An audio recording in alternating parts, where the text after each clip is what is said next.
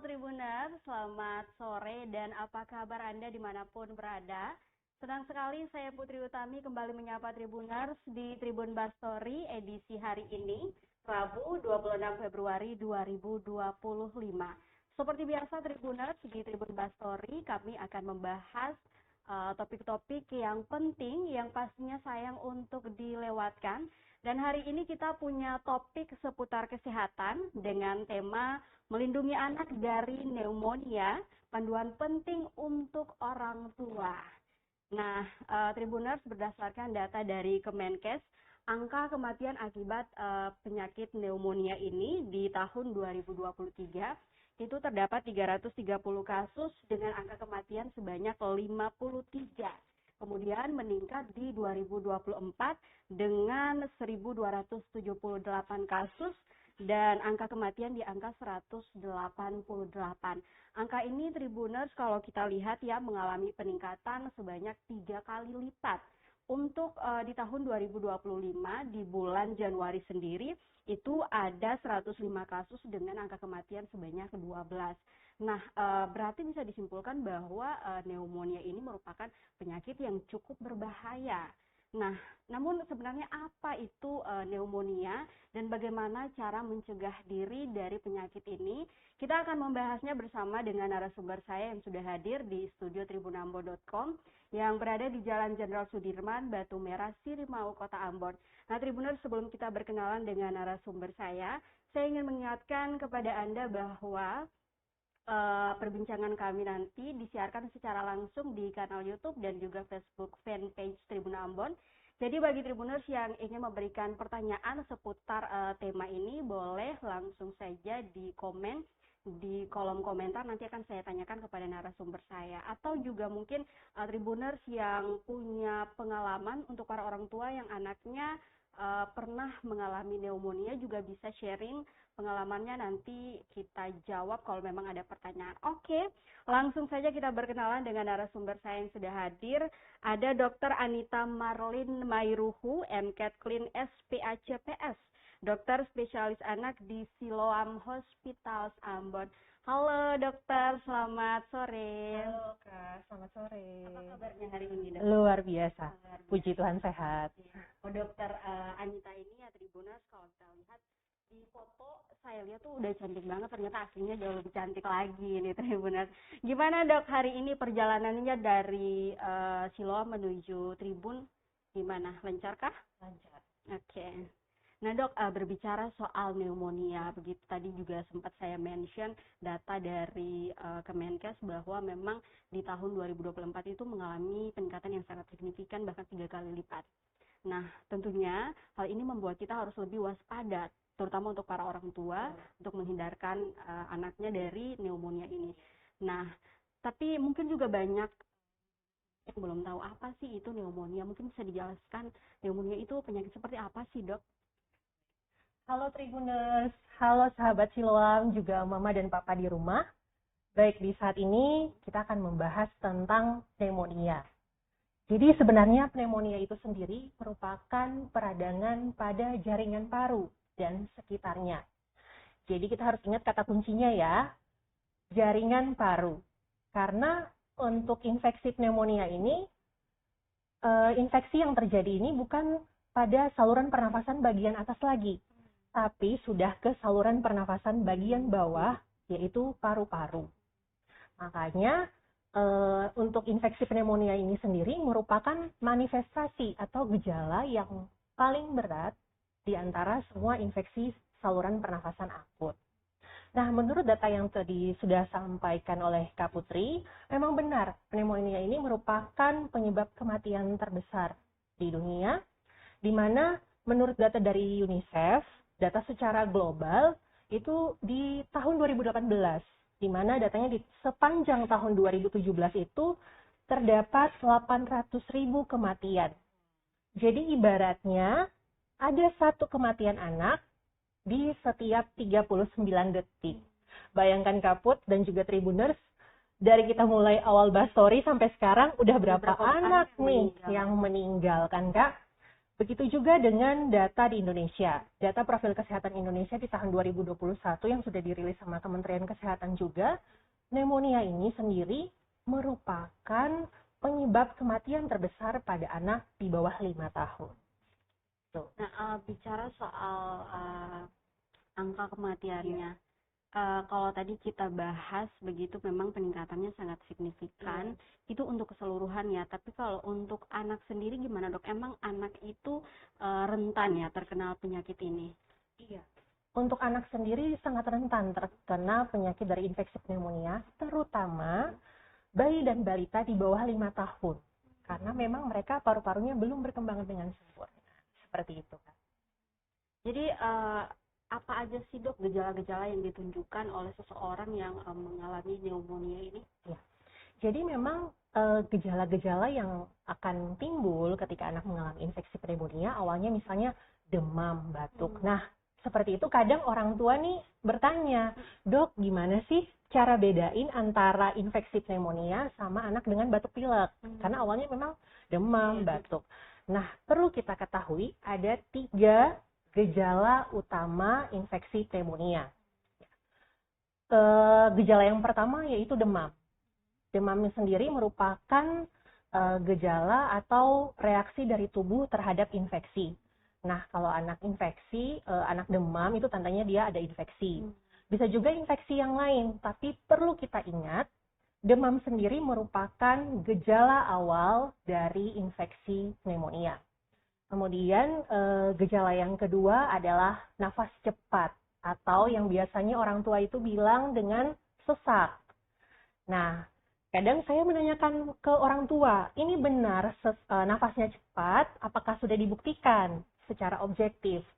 Nah, bagaimana kita membuktikan kalau anaknya nafasnya cepat? Itu harus dihitung gerakan nafasnya. Gimana? Nah, jadi caranya itu usahakan kalau kita mau menghitung anak nafasnya cepat atau tidak, anaknya dalam kondisi yang tenang, tidak menangis, kemudian orang tua boleh meletakkan telapak tangan di dada anak, kemudian akan dihitung nafasnya selama 1 menit. Nah, gimana rentang nafas cepat itu pada anak sebenarnya? Pada anak dengan usia di bawah 2 bulan, ketika nafasnya sama dengan atau lebih dari 60 kali per menit, itu sudah termasuk nafasnya cepat. Ya. Jadi normalnya tuh harusnya berapa? Normalnya untuk anak di bawah 2 bulan itu di bawah 60 kali per menit. Kemudian untuk anak di atas 2 bulan sampai dengan kurang dari 12 bulan, dikatakan nafas cepat bila pola nafasnya itu sampai dengan lebih dari 50 kali atau sama dengan 50 kali per menit. Sedangkan untuk anak di atas 1 tahun sampai usia 5 tahun, dikatakan nafas cepat ketika nafasnya itu lebih dari atau sama dengan 40 kali per menit. Jadi beda-beda ya? Beda-beda menurut rentang umurnya, yaitu di bawah 2 bulan, kemudian di atas 2 bulan sampai dengan di bawah 12 bulan, dan juga 1 tahun sampai 5 tahun. Karena memang pneumonia itu infeksinya pada anak-anak lebih sering pada di bawah 5 tahun, pada bayi dan balita. Nah, selain nafas cepat, juga biasanya ditemukan retraksi. Nah, retraksi ini biasanya saya selalu memberikan informasi kepada orang tua ketika mengeluhkan anaknya nafasnya cepat atau anaknya sesak, itu harus dibuka bajunya. Karena kita akan melihat dinding dadanya. Retraksi itu ketika anak bernafas ada cekungan antara dada dan perut. Gitu. Atau pada saat dia menarik nafas, misalnya ketika dia menarik nafas itu di bawah dada, di antara dada dan perut itu terlihat tarikan dinding dada. Ada cekungan. Misalnya saya contohkan ya, dia bernafas. Jadi ada cekungan di antara dada dan perut. Nah, kenapa sampai retraksi ini terjadi? Karena dia berusaha untuk bernafas dengan menggunakan otot-otot tambahan di daerah dinding paru-parunya. Makanya gejala utama yang kedua yaitu nafas cepat dan ada retraksi. Kemudian gejala utama yang ketiga adalah adanya nafas cuping hidung. Kak Putri tahu nggak cuping hidung yang mana? Cuping hidung ini Ya, kan? oke, bener. Cuping hidung nih yang ini, ya.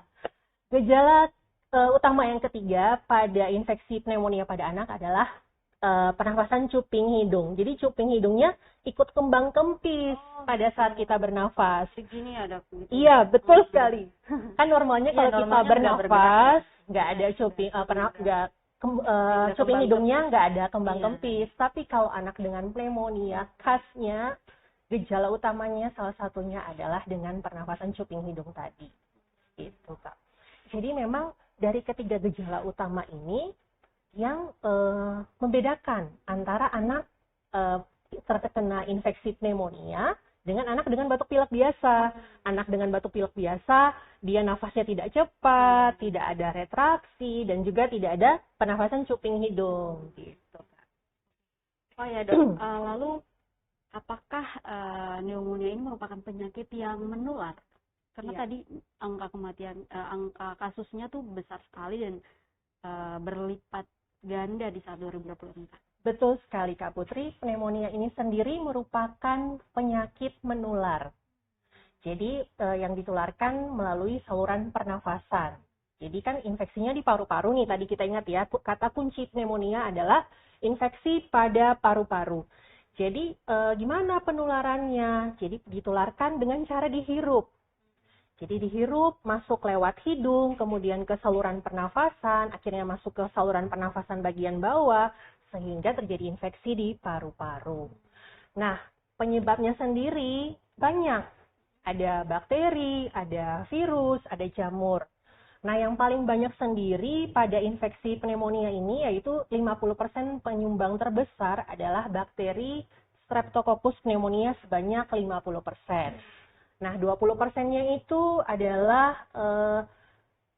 selain Streptococcus pneumonia, juga 20%-nya adalah bakteri Haemophilus influenza tipe B, dan sisanya itu adalah bakteri Staphylococcus aureus, kemudian juga bisa virus rhinovirus, RSV, influenza, maupun penyebab lainnya yang dari jamur. Gitu, Kak. Oke, dok, kalau kita bicara soal penularan begitu kan, ini kita bahas pneumonia pada anak. Nah, tapi kan memang pneumonia ini dialami bukan hanya kepada anak, tapi juga orang dewasa. Nah, sementara untuk proses penularannya itu tadi kalau dokter bilang lewat udara ya, bisa juga ya. Nah, gimana sih kalau misalnya orang tua yang mengidap pneumonia, berarti anaknya juga bisa terkena dong. Nah, kalau orang tua yang kebetulan saat aku posting ada yang nanya, Kak, kalau misalnya orang tuanya perokok, terus gimana nih, apakah bisa menularkan pneumonia terhadap anak kalau orang tuanya menderita pneumonia? Nah, ini bahasan yang paling menarik tentang perokok ya Kak, karena memang itu termasuk dalam salah satu penata laksanaan yang sudah dicanangkan oleh WHO. Jadi kita bahas secara langsung aja ya. Jadi penata laksanaan, 3 macam penata laksanaan yang sudah dicanangkan oleh WHO ada 3 macam Kak. Jadi yang pertama protection atau perlindungan, yang kedua prevention atau pencegahan, dan juga treat atau penata laksanaannya. Nah, asap rokok ini nih, perokok ini ada dalam di protection atau perlindungan. Jadi ketika kita mau mencegah terjadinya pneumonia dengan memberikan perlindungan kepada anak, yaitu menciptakan lingkungan yang baik, lingkungan yang sehat, lingkungan yang bersih, salah satu dengan menghindari polusi. Polusi asap kendaraan bermotor, kemudian polusi pabrik, dan penyumbang terbesar adalah polusi dari asap rokok gitu.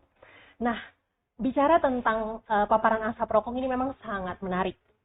Untuk penyakit infeksi pneumonia pada anak sendiri, asap rokok ini meningkatkan risiko terkena infeksi pneumonia sebanyak 20%.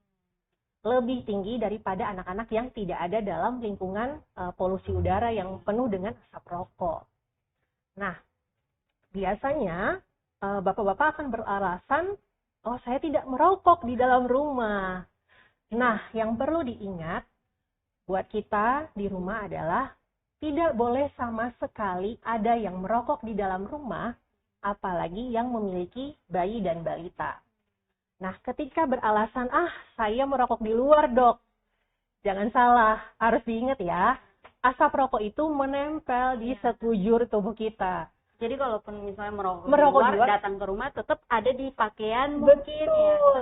Ada di rambut, hidung, mulut, pakaian, tangan kita semuanya. Apalagi pulang-pulang langsung nyium anaknya. Betul, aduh itu tidak boleh sama sekali ya. Tribuners, sahabat Siloam, mama dan papa di rumah, harap diingat ya.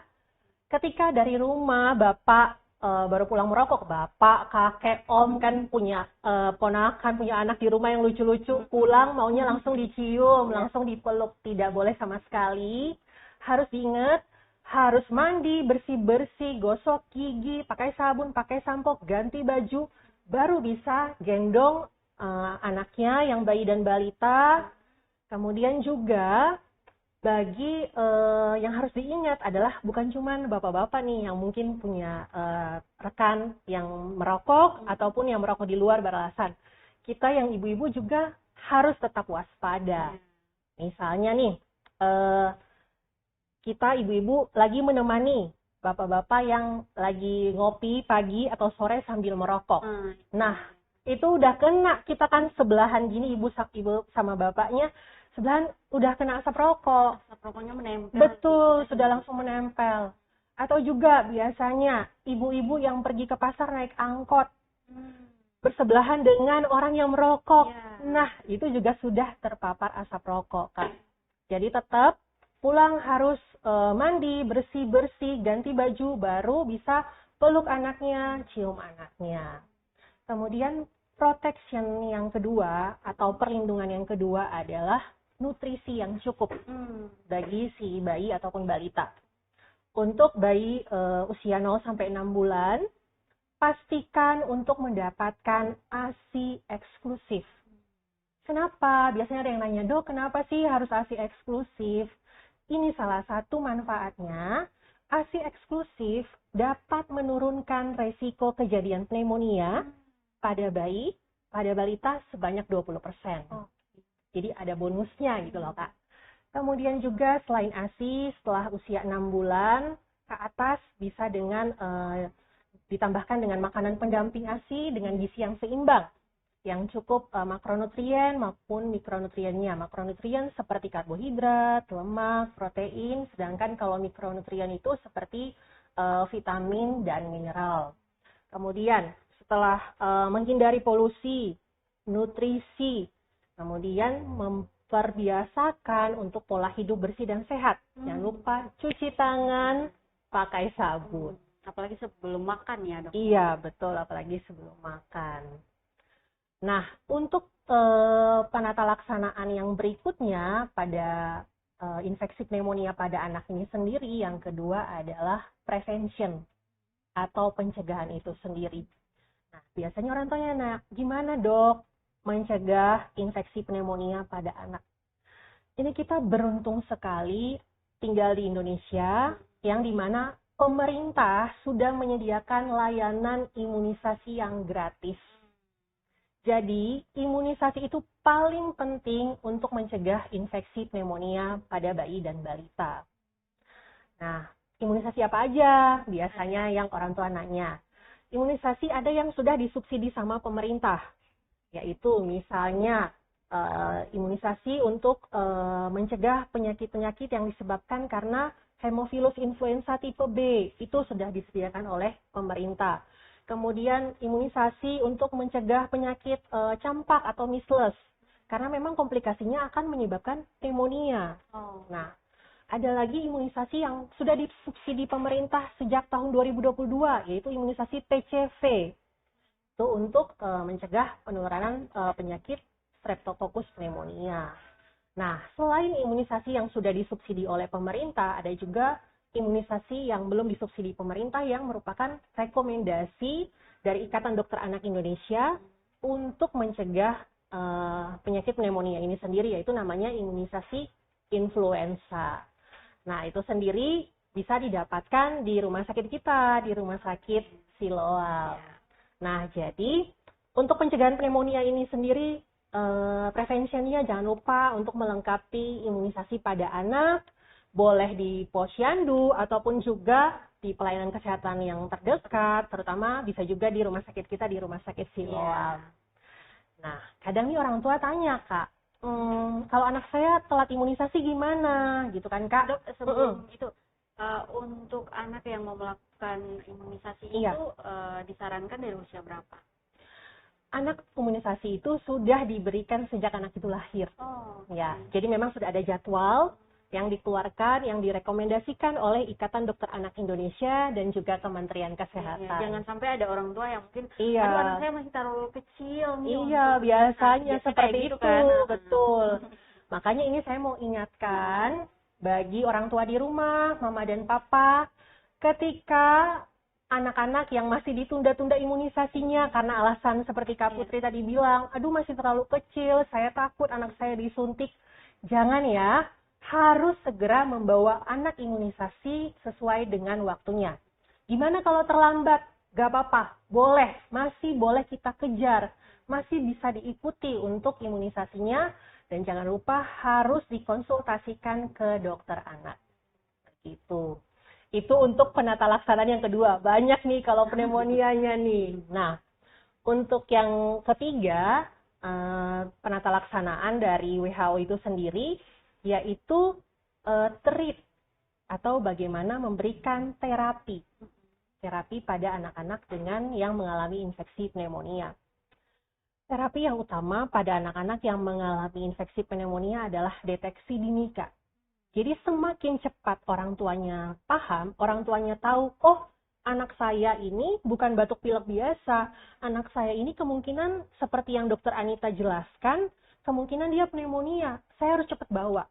Itu yang penting, Kak, deteksi dini. Iya, karena kan biasanya juga dok, orang tua kalau anaknya masih menunjukkan gejala-gejala yang ringan, mereka tuh kayak udahlah nanti juga sembuh sendiri. Kayak gitu, iya. Nah, ini yang harus menjadi aware atau meningkatkan tingkat kewaspadaan daripada mama dan papa semua di rumah ketika anak sudah mengalami 3 gejala utama yang sudah saya sebutkan, demam, habis itu ada batuk, kemudian nafasnya cepat, dinding dadanya tertarik ke dalam, kemudian ada pernafasan cuping hidung, kembang kempis cuping hidungnya, harus segera dibawa ke rumah sakit.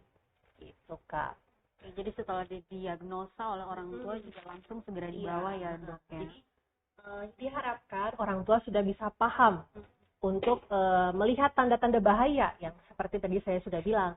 Karena kalau kita segera membawa, sudah akan dilakukan penanganan yang lebih awal, yang lebih cepat. Misalnya pneumonia masih yang ringan saja, itu bisa diberikan obat-obatan misalnya antibiotik atau sesuai gejalanya yang dengan diminum lewat mulut. Tapi kalau datangnya udah sesaknya berat, nafasnya udah retraksinya atau tarikan dinding dadanya terlalu dalam, itu akhirnya sudah masuk ke pneumonia yang berat. Itu harus diberikan rawat inap karena harus diberikan cairan infus, obat-obatan yang masuk juga harus obat-obatan yang disuntik atau injeksi, tidak bisa lagi lewat mulut karena anaknya sesak. Kemudian juga harus diberikan oksigen. Makanya kalau sudah di tahap yang terlambat, tidak datang pada saat gejalanya masih awal, itu nanti penata laksananya lebih berat, biayanya lebih besar, dan komplikasinya paling berbahaya bahkan sampai meninggal. Oke, Dok. Terus apakah ada ciri-ciri anak tertentu yang punya kerentanan terhadap pneumonia ini, atau juga mungkin selain pada anak gitu, untuk orang dewasa sendiri juga adakah kelompok-kelompok tertentu atau orang dengan ciri-ciri atau penyakit tertentu yang rentan terhadap penyakit ini? Baik, yang rentan terhadap penyakit ini adalah misalnya dari awal ya, dia dengan kelahiran yang prematur atau dengan kelahiran berat badan lahir yang rendah. Kemudian yang mendapat paparan asap rokok yang tadi saya jelaskan meningkat beberapa kali lipat dengan anak-anak yang tidak mendapat paparan asap rokok. Kemudian anak-anak yang gizinya kurang, yang nutrisinya tidak terpenuhi, itu rentan sekali untuk kena infeksi pneumonia. Dan yang paling penting adalah yang tidak mendapatkan imunisasi. Jadi istilahnya tidak ada pencegahannya. Misalnya kayak misalnya lagi hujan nih. Kalau kita bawa payung, yang basah kan cuman pinggir-pinggirnya, Kak. Tapi kalau kita nggak pakai payung, basah dari atas sampai bawah. Itu analoginya sama kayak kita antara imunisasi dan nggak imunisasi. Jadi emang mencegah lebih baik daripada Betul, mengobati ya, Dok, betul ya. sekali, Kak. Oke. Dok, terus kalau udah terlanjur terkena pneumonia ini, adakah makanan-makanan tertentu atau minuman dengan kandungan-kandungan tertentu yang harus dihindari, Dok? Ketika sudah terlanjur atau sudah menderita dari penyakit infeksi pneumonia ini sendiri, mungkin yang harus diperhatikan adalah anak-anak ini tidak lagi memakan makanan yang instan atau makanan-makanan kemasan. Lebih baik memang makanan yang disiapkan, yang dimasak langsung sendiri oleh orang tua. Jadi kita menjaga makanan itu bersih, makanan itu sehat, sehingga tadi mendukung untuk supaya tidak terjadi infeksi berulang lagi. Apalagi anak-anak yang memang suka jajan. Betul, ya, makan ciki, dan orang tuanya juga kalau udah malas masak ya. Betul. Aduh, jangan sampai ya, Tribuners. Oke, Dok, untuk di Kota Ambon sendiri sejauh ini di Siloam, dokter sendiri apakah sudah di tahun 2025 ini sudah seberapa banyak pasien pneumonia yang dokter tangani? Kalau di Siloam sendiri, selama ini yang saya tanganinya, kebetulan orang tuanya datang dengan anak-anak yang memang ketika kita diagnosa pneumonia masih ringan. Jadi memang yang saya dapatkan selama di bulan Februari ini sendiri, memang dapat dilakukan tata laksana atau diberikan obat rawat jalan. Jadi cuman obat minum. Tidak ada yang memang harus dirawat atau yang sedang mengalami infeksi pneumonia yang berat yang sampai harus dirawat. Seperti itu.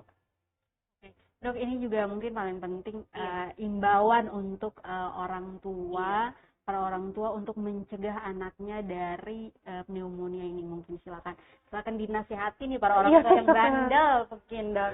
Baik, saya menghimbau bagi Tribuners, sahabat Siloam, juga mama dan papa semua di rumah, yang tadi seperti sudah saya jelaskan, hal-hal yang memang dapat kita lakukan untuk mencegah penularan pneumonia atau anak-anak kita mengalami infeksi pneumonia.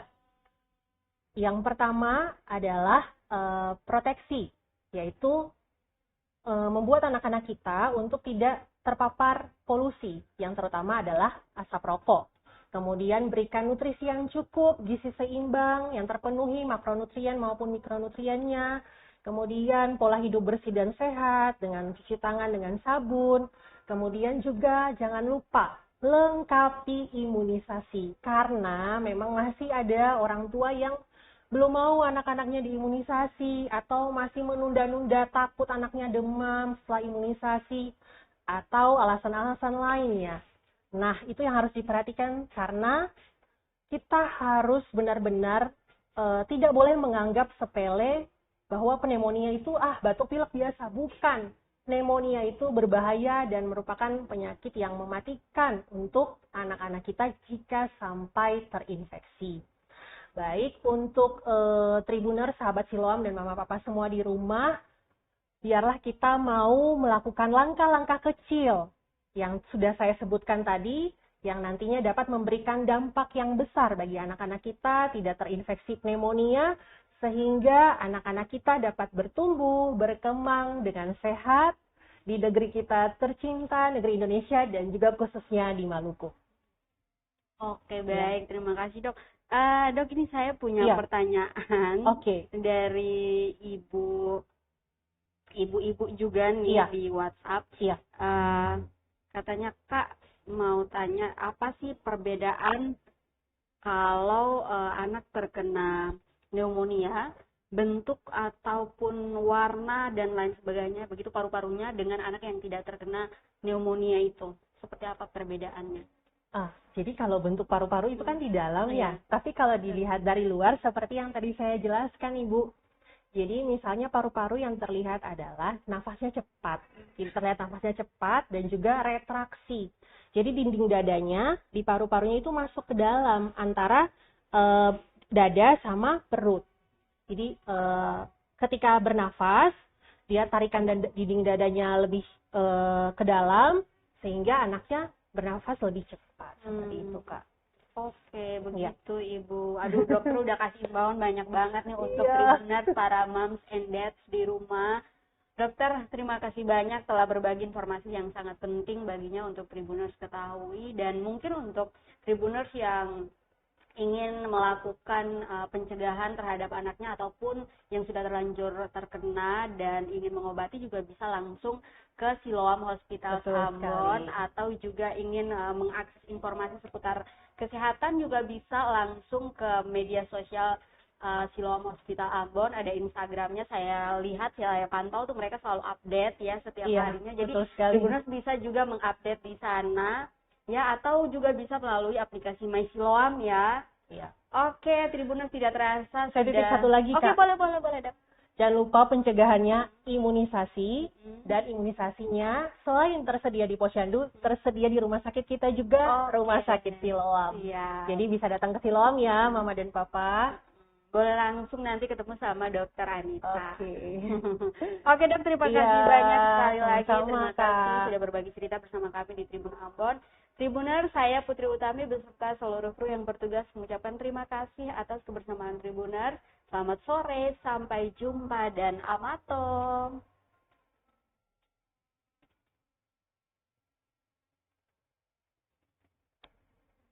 Download Tribun X sekarang. Menghadirkan lokal menjadi Indonesia.